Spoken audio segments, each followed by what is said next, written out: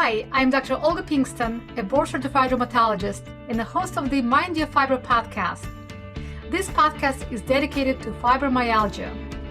I discuss up-to-date information about fibro, its treatment, the biology and psychology of the fibromyalgia.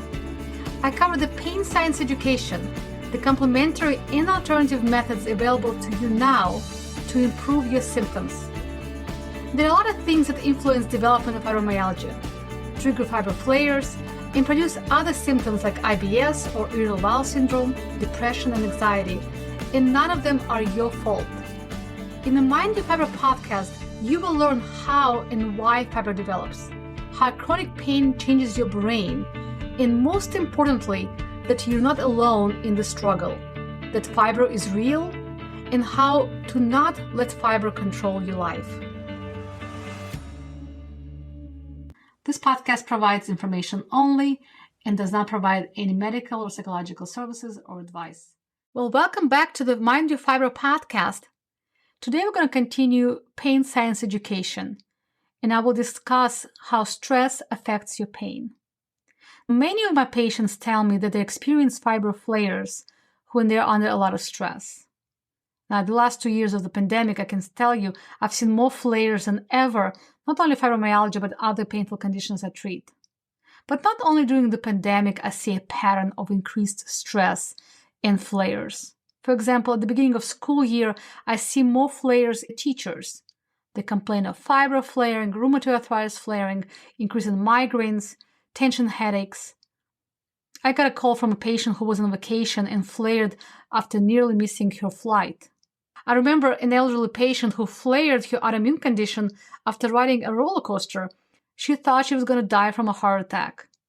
2 days after riding the roller coaster, she was in my office complaining of swollen joints.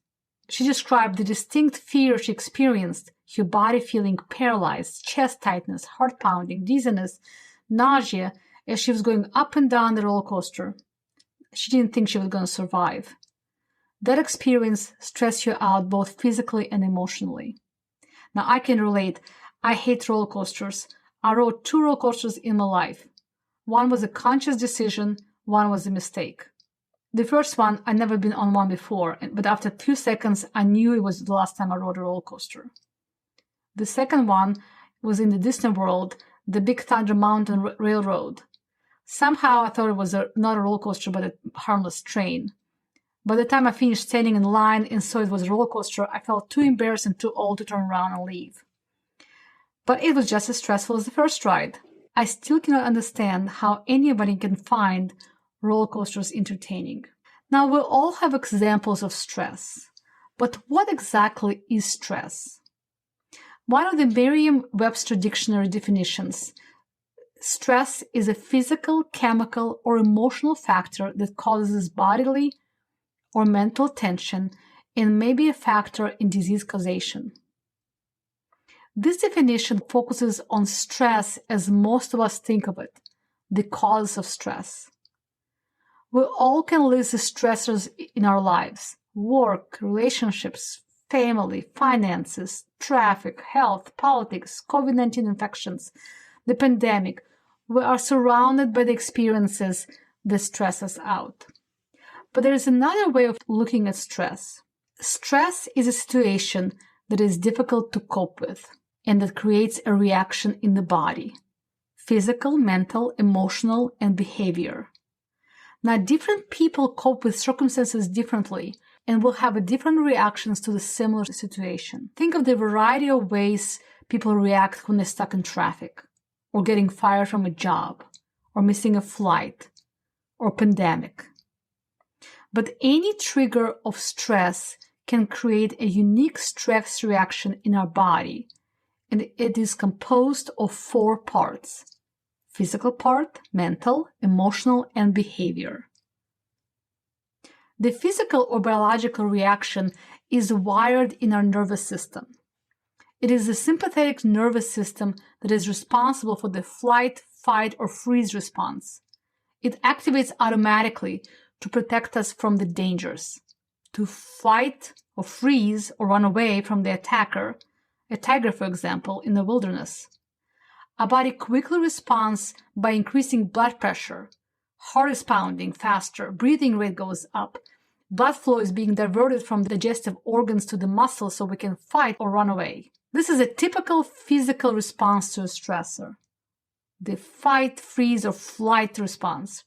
Primitive response that is common in all living, from animals to people. It is wired in your nervous system to keep us alive. Now, behaviors also change under stress. We all complain about stress eating or stress drinking, stress shopping, lashing out, avoiding activities, avoiding people, sleeping too much, or tossing and turning all night, nervous laughter. Some actions may serve us, while others may not be helpful or even harmful. Stress can also produce an emotional response. Think of all the emotions you've ever experienced under stress. It may be anger, sadness, feeling ashamed, nervous, overwhelmed. We just had holidays. What emotions came up for you with the holiday stress? Probably a mix of them. Some happiness, some nervousness, excitement, worrying. Stress also produces cognitive or mental reactions comprised of thoughts. And these are one of the most powerful modifiers of stress. Not only can our thoughts create a stress on its own, create stress reaction on its own, but they can also amplify stress or diminish our ability to cope with it. The thoughts are the coping mechanisms we have and use. Thoughts can be very imaginative and can reduce or add to stress.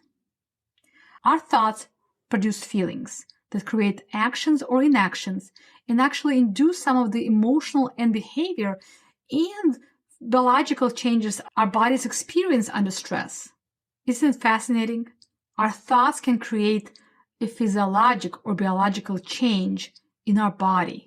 Many thoughts can induce a full-blown panic attack with heart pounding, sweat, dizziness, feeling you're going to die. Just a thought.